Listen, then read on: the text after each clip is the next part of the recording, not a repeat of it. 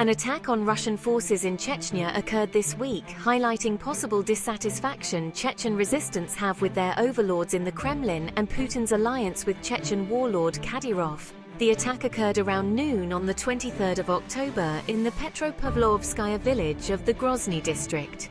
Chechen opposition Telegram channels have published video footage allegedly showing the aftermath of the attack, depicting a military vehicle with bullet holes, bloodstains on the road, and a body of the deceased serviceman. Russian law enforcement agencies say they are currently conducting an operation to locate and detain the attackers, Rosgvardia reported. Chechnya has a long history of resistance against Russian rule, in particular during the Russia-Chechnya wars in the 1990s and 2000s. In October 2022, Ukraine became the first state to officially recognize Ichkeria, Chechnya, as an independent state. If you are interested in the recent history of Chechnya, please read to the end. Otherwise, please like the video now so that I can continue with my Chechnya news project. So what is the history of this region in the Caucasus? And what are the possible implications of a conflict between Chechnya and the Kremlin? In this video, we will take a deep dive into the history of the region and current events. The Republic of Chechnya is an autonomous region in Russia. It borders Georgia, Dagestan, Ingushetia, and North Ossetia. Its population is small, only 1.5 million, and almost all are Sunni Muslim. This predominantly mountainous region was, for hundreds of years, heavily defended with fortresses and castles. They still dot the mountains.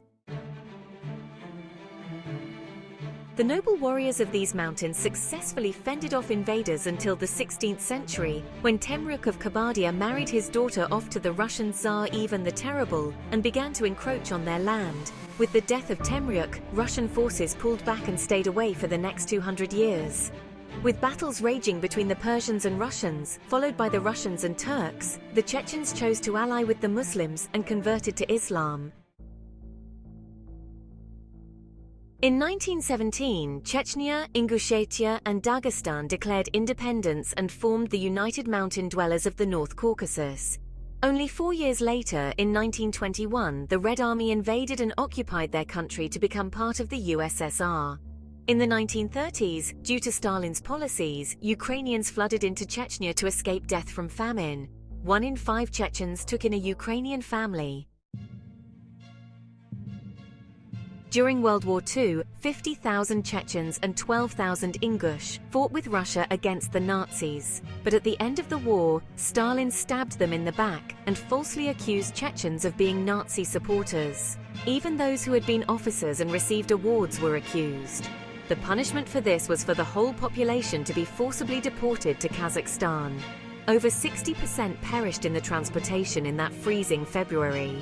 Those who could not go were immediately shot. 496,460 people were forcibly moved. Among them was a newborn baby born on the 15th of February, 1944. 8 days later, this child, the 13th in the family, was deported. His name was Dzhokhar Dudayev, the future leader of independent Chechnya.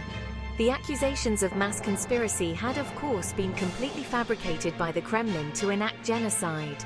It was disclosed in recent years that the Soviets had plotted to invade Turkey and get rid of Chechens as part of their plan,